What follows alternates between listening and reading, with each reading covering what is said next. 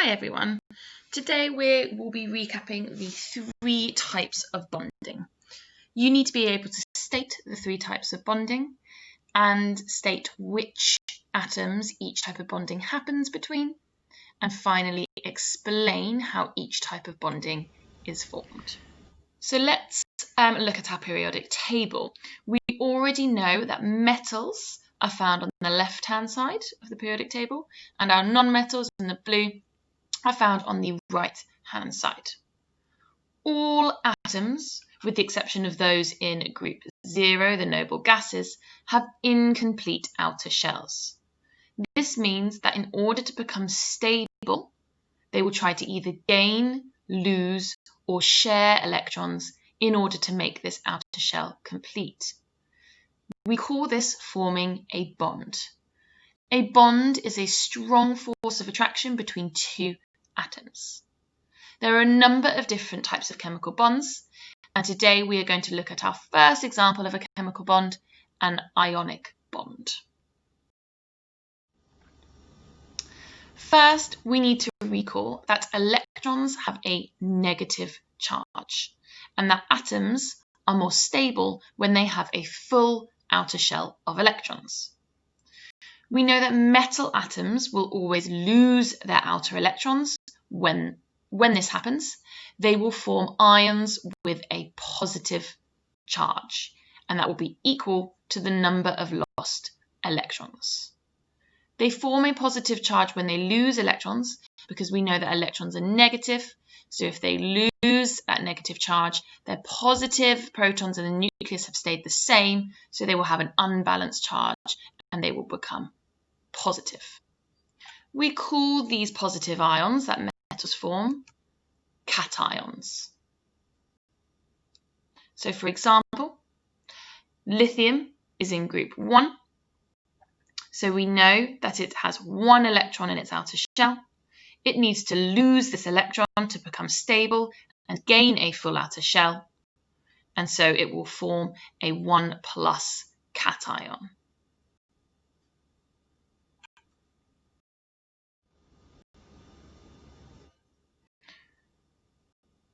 For example, beryllium is a metal. It is in group 2. It has 2 electrons in its outer shell. It needs to lose these 2 electrons to become stable and gain a full outer shell. Because it has lost 2 negative electrons, it becomes an ion with a positive charge of 2.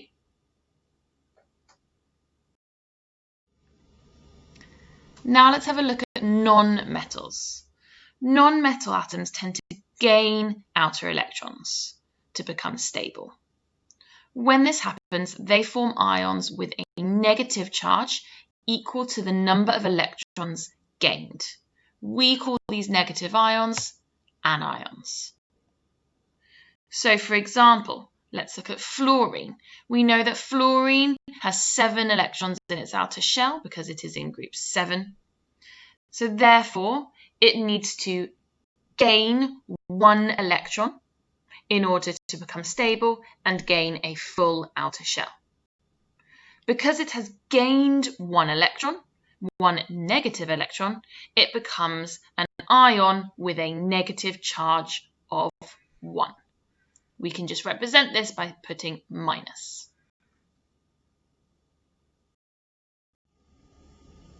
Let's look at oxygen. Oxygen is in group 6, therefore it has 6 electrons in its outer shell. It needs to gain 2 electrons to become stable and gain a full outer shell. Because it has gained 2 negative electrons, it becomes an ion with a negative charge of 2.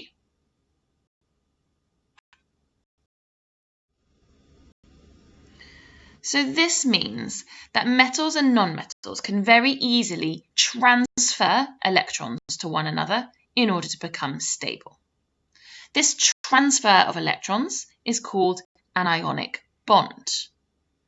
Ionic bonding only ever happens between metals and non-metals.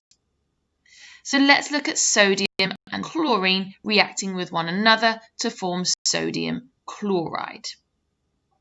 The sodium atom is in group 1, so it has 1 electron in its outer shell, so it needs to lose 1 electron to become stable. The chlorine atom is in group 7. It has 7 electrons in its outer shell, so it needs to gain 1 electron to become stable. So sodium will transfer its outer electron to the outer shell of the chlorine atom. Sodium will then become a positively charged cation of 1, and chlorine will become a negatively charged anion of 1. We call this a sodium ion, and we call this a chloride ion. And they have formed an ionic bond. And we can see here, we have represented the electron transferred from sodium in a different colour to show that it has been transferred from the sodium atom to the chlorine atom. You probably also remember that opposite charges attract. There is an electrostatic force of attraction between the oppositely charged ions in an ionic bond. So with the sodium chloride, the positively charged sodium ions are attracted to the negatively charged chloride ions through a strong electrostatic force of attraction, which is an ionic bond. And remember, ionic bonds happen between metal and non-metal atoms. An ionic bond can also be represented even more simply by only drawing the electrons in the outermost shell, and we can represent it in this way rather than drawing the shells. And we tend to do dots for the electrons in one atom and crosses for the electrons in the other atoms. We write the electronic configuration underneath to show how many electrons there are in each shell of that atom.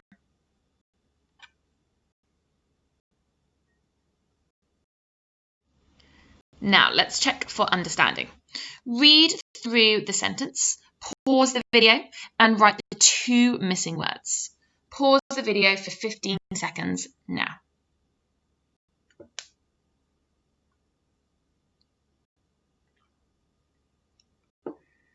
You should have got electrostatic. So an ionic bond is a strong electrostatic force of attraction between oppositely charged ions. If you did not get this correct, pause the video and correct your answers now.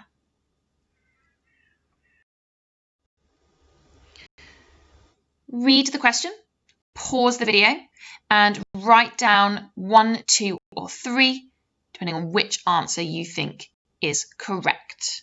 Pause the video for 15 seconds now.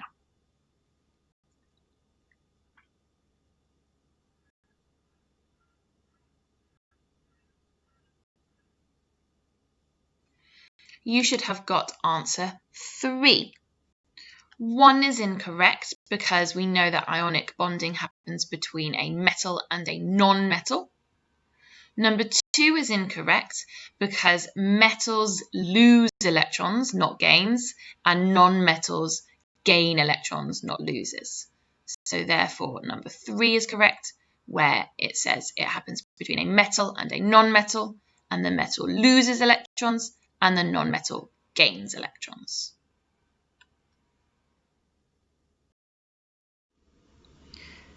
Now let's look at our second type of bonding and what happens between 2 non-metal atoms when they form a bond.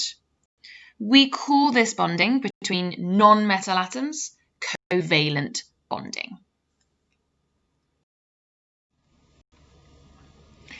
When non-metals react with each other, they do not form an ionic compound.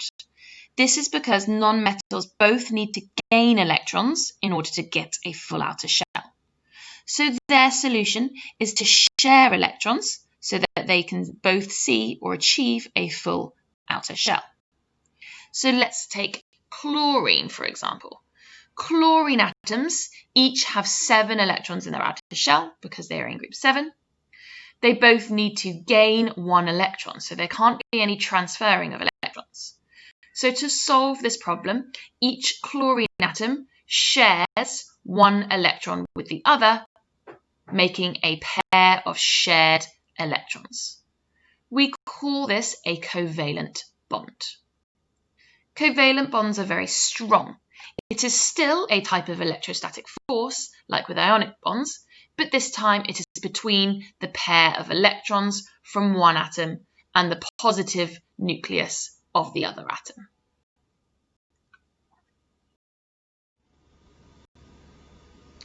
Let's look at another example. Oxygen, we know, has 6 electrons in its outer shell. It needs to gain 2 more electrons to become stable. Oxygen can solve this problem in a number of different ways. One way that oxygen can fill its outer shell is by forming single covalent bonds with atoms that each also need a single electron to have a full outer shell. So, for example, hydrogen only has 1 shell. It needs 1 more electron to get a full outer shell. And so, therefore, it will share its 1 electron with the oxygen, which will share 1 of its electrons, so that hydrogen can achieve a full outer shell. But oxygen will still be missing 1 electron because it needs 2. So therefore, it shares another electron with another hydrogen atom, forming 2 single covalent bonds. And this leads to the molecule H2O, which is water.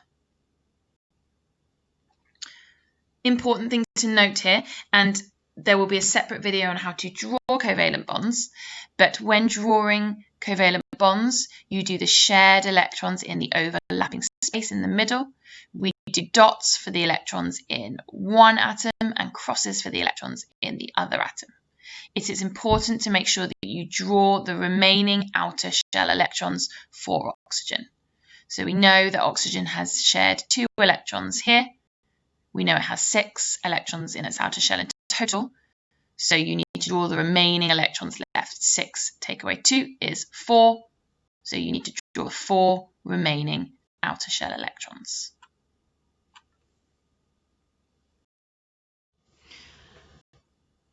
One other way that oxygen can gain a full outer shell is by sharing 2 electrons with another non-metal that also needs 2 more electrons, such as another oxygen atom. So 2 shared pairs of electrons form a double covalent bond. As you might expect, a double bond is much stronger than a single bond, and it is harder to break. Triple bonds can also be formed by some elements. Triple bonds are even stronger.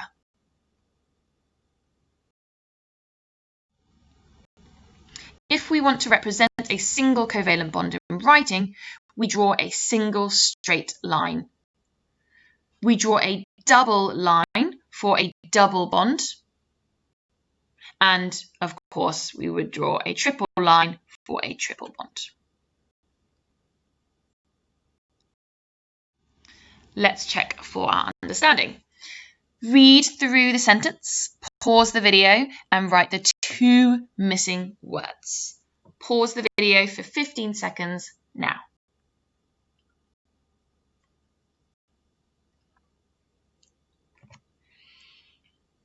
You should have got shared.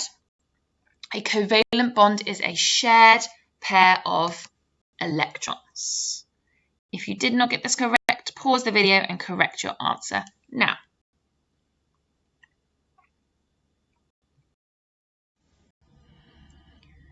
Read through the statement and then pause the video and write down A, B, or C, depending on which one you think is correct. Pause the video and write your answer now.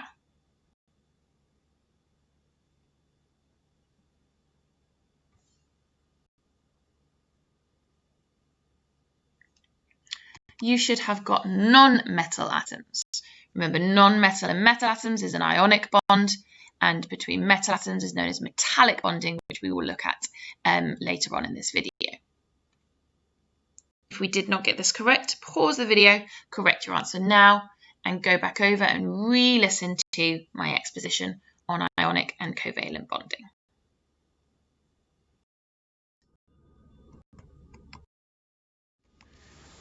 Pause the video, write down 1, 2, or 3 now.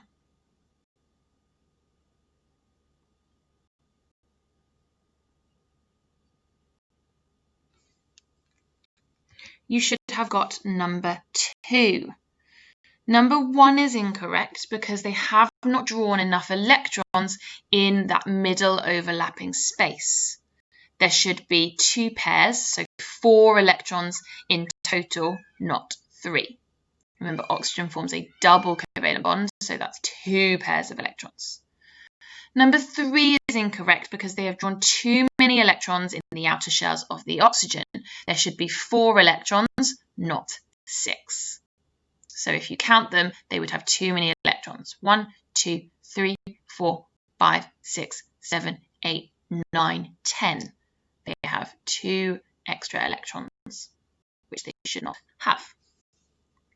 If you did not get this correct, pause the video, correct your answer now, and go back over and re-watch my exposition on covalent bonding.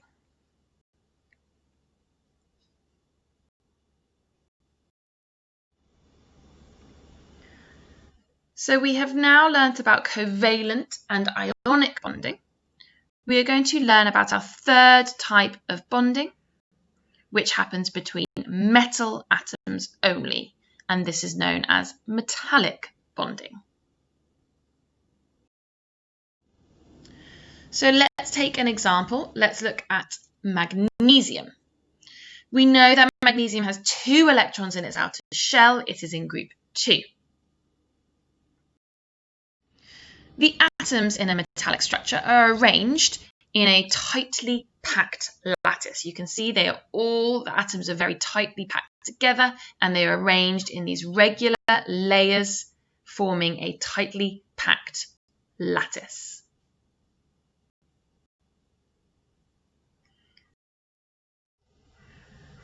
The outer electrons of each magnesium atom, and also in all metals, detaches and can move freely between the metal ions. The electrons, we say, have become delocalized. Once the electrons have detached, this means that the magnesium atom becomes positive and it forms a positive ion, and the electrons we know are negative, and we say that they have created a sea of negative delocalized electrons. We know that opposite charges attract. There is a strong force, electrostatic force of attraction between the positively charged metal ion and the sea of negative delocalized electrons, and it is this electrostatic force of attraction that forms a metallic bond.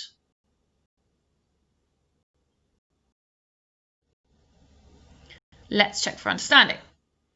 Read the statement, pause the video, and write down the correct answer, A, B, C, or D, now.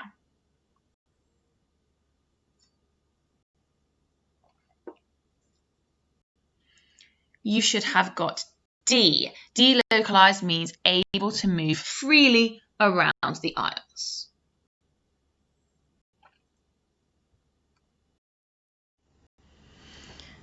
Read through the statement, pause the video, and write down the correct answer, A, B, C, or D, now.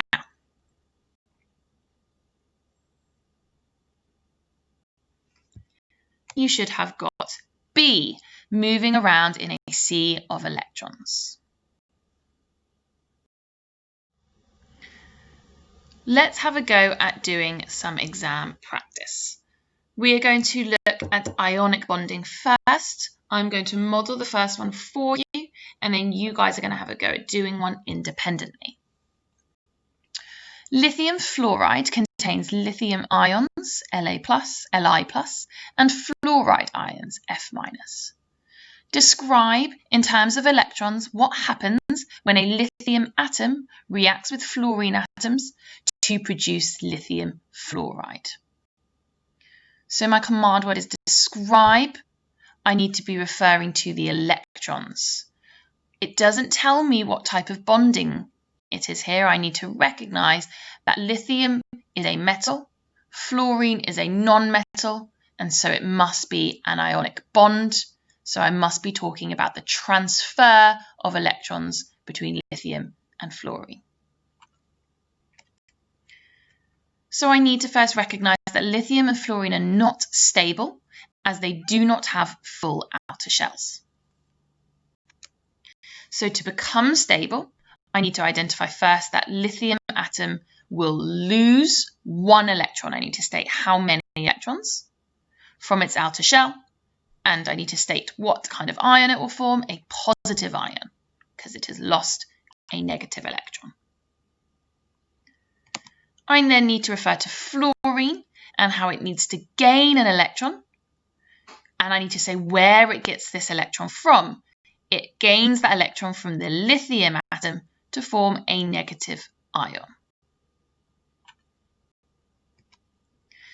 The lithium ion and the fluoride ions are held together by an electrostatic attraction in an ionic lattice, and this forms lithium fluoride. I have highlighted and bolded those key terms. We need to make sure that we're referring to both lithium losing an electron and saying that fluorine gains that electron. We need to state what charge ions they form as a result and refer to there being an electrostatic attraction between those ions, forming an ionic lattice, and then stating the compound that is formed as a result.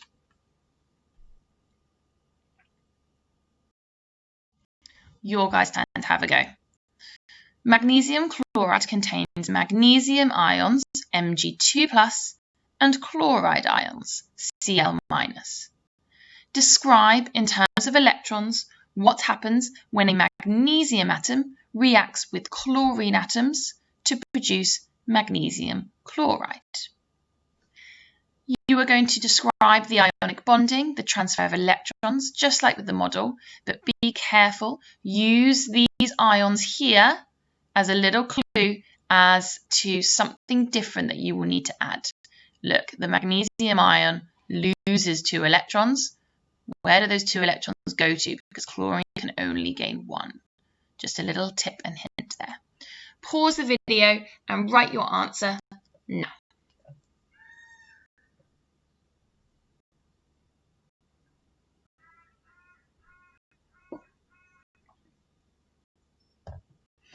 Okay, let's see how you did. I'm going to show you the model answer and you guys can be self-assessing your answer. So, like with lithium and fluorine, you need to state that magnesium and chlorine are not stable because they do not have full outer shells of electrons. So, to become stable, the magnesium atom loses 2 electrons this time. Look at the ions that in the question, it gives you a hint. It's 2+, which tells us it's lost 2 electrons from its outer shell, and it becomes a positive ion, Mg2+. Where do these electrons go to? We need to refer to chlorine. So 2 chlorine atoms are involved because we know that one atom would only be able to gain 1. So the other electron from magnesium will go to another chlorine atom.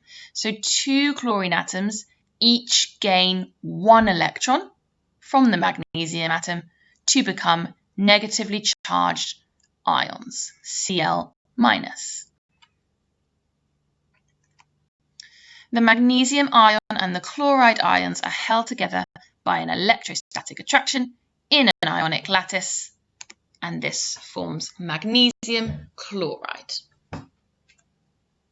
Make sure we have self-assessed and checked we've included those key terms, particularly recognizing that there are 2 chlorine atoms and that magnesium loses 2 electrons.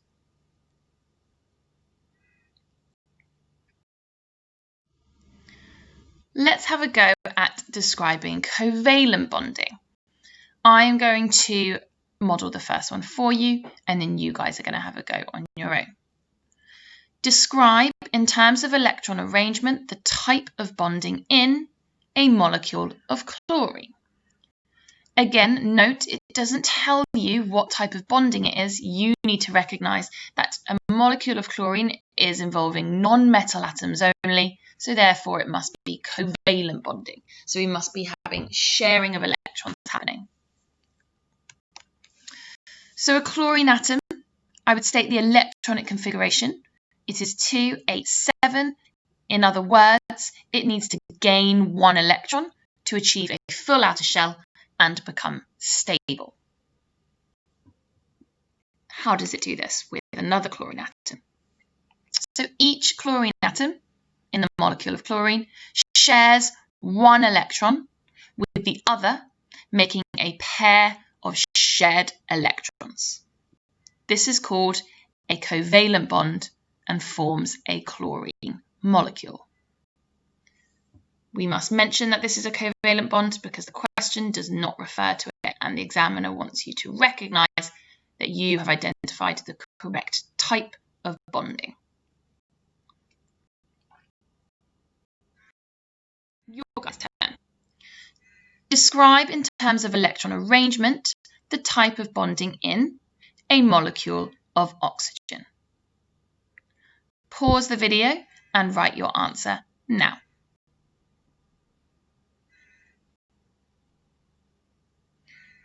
Let's see how you did. We should have recognised that an oxygen atom needs to gain 2 electrons to achieve a full outer shell and become stable. And if you put its electronic configuration, which is 2,6, to highlight that. So how does it gain these 2 electrons? Each oxygen atom this time will share 2 of its electrons with another oxygen atom to form a double covalent bond of 2 shared pairs of electrons. This forms an oxygen molecule. Note how I've recognised that this time it's sharing 2 and this forms a double covalent bond. You need to mention this to show the examiner that you're aware of the type of bonding and that they are sharing 2 pairs rather than 1 pair.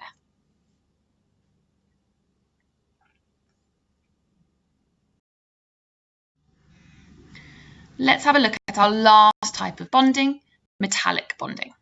I'm going to model the first one for you guys and then you are going to have a go at one independently.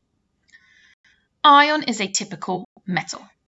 Describe the structure and bonding in a metal such as iron. So this is really important to make sure we are particularly highlighting and underlining the key words. So we are describing as our command word. We need to be referring to both the structure and the bonding. So we need to refer to both of these things in our answer to get the marks. So let's start with the structure of iron. We need to recognise it doesn't tell you again what type of bonding it is. We know that iron is a metal, so you need to know, okay, it must have metallic bonding, and that's what I need to be describing. So the atoms in iron are closely packed together in layers to follow a regular lattice pattern. This is the structure of iron that we're referring to first, so we can tick that part off in the question. Now to look at the bonding, we need to describe metallic bonding. Some of the electrons in the outer shells are free to move throughout the whole structure and have become delocalised. This means that the ion atoms have become positively charged to form iron ions. They are surrounded by a sea of delocalised negative electrons. This results in a strong electrostatic force of attraction between the positively charged iron ions and the sea of delocalised negative electrons. This is a metallic bond. So we've got our first sentence referring to the structure, and then our last part referring to the bonding. We need to recognise that there is an electrostatic force of attraction between the positively charged, apply it to the question, iron ions, don't just say metal ions, and the negative delocalised electrons, and we need to state the type of bonding to show the examiner we have identified the correct bonding.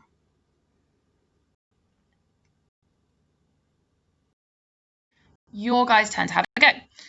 Magnesium is a typical metal. Describe the structure and bonding in a metal such as magnesium. Apply it to the question and make sure we're referring to magnesium, not ion. Make sure that you're referring to the structure and the bonding of magnesium. Pause the video and write your answer now.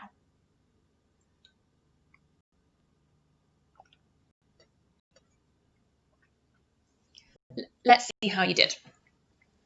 So we first should have talked about the structure, just like with iron. Magnesium atoms are arranged in a regular lattice pattern. They're closely packed together.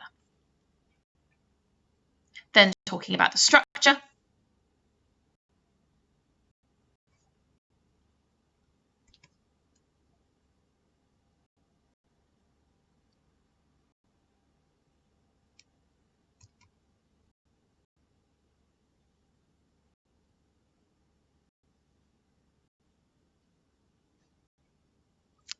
Make sure you have corrected your answer, making sure you've included that key terminology.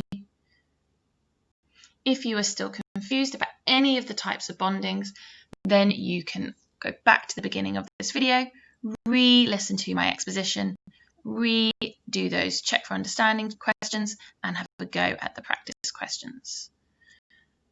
Good luck with your practice questions, and thank you for listening.